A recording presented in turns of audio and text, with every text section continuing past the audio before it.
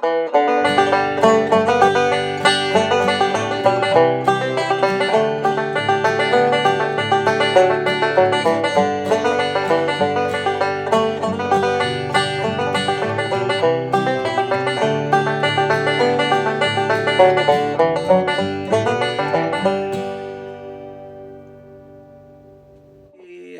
howdy. Another great song here, the Wabash Cannonball. A great old tune, apparently from the 1800s. The Carter family recorded it in 1929. And I believe Roy Acuff, he really made it popular. He recorded it in the 1930s. And many people thereafter, including Johnny Cash and Hank Snow, Boxcar Willie, and a lot of bluegrass people. So, again, this is a simpler version, but it's complete. It sounds great without a lot of technical things like pull-offs and hammer-ons. There's one slide in it. It's the 2 to 3 slide on the 3rd string, followed by an open 2nd string. That's the one.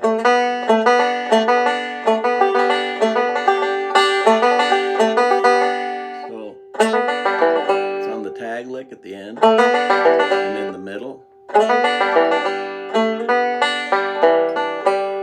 Slide. When you get to the 3rd fret, hit the 2nd string. 1st string, back to 3rd string, 4th string, 2nd fret, 1st string open, ending on 3rd string open.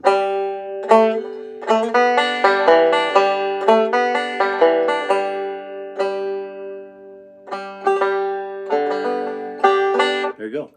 That's the one slide. That's the only technical thing difficult.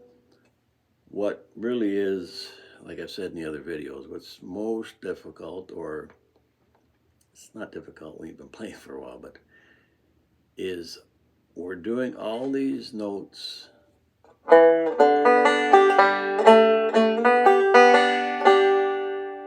there's only a few melody notes from the great Atlantic Ocean.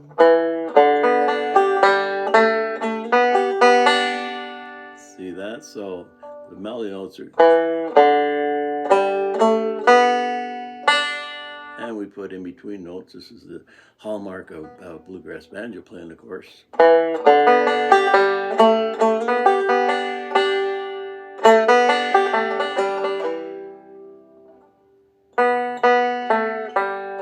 That's just the melody.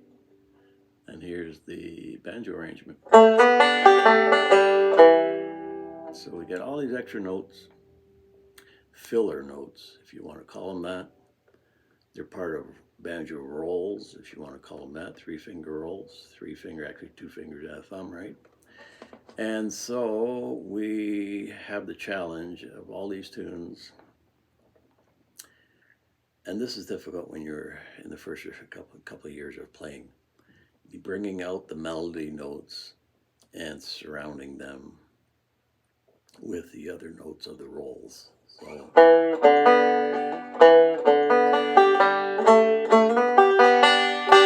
I'm emphasizing the certain notes. I hear the melody in my head, and it's always good when you're going to learn a song. It might not be in the same key, but go listen to somebody doing it on YouTube or on one of your CDs or albums, and get that tune in your head. Because part of it is when you're learning a tune, you'll intuitively bring out the melody when you're picking all those notes, because you've already got it in your brain, right? So it'll come out. So that's what we do with this tune. Again, no surprises. There's the 2, what I call the partial D chord, a 2, 2nd fret, 3rd string, 4th fret, 4th string.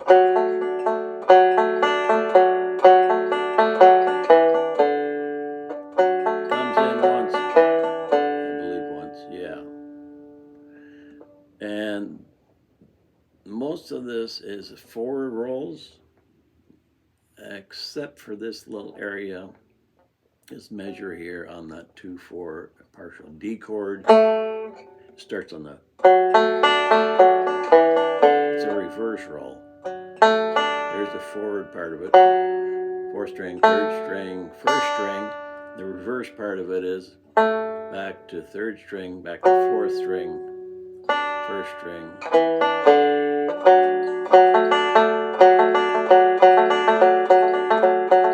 That's the reverse roll.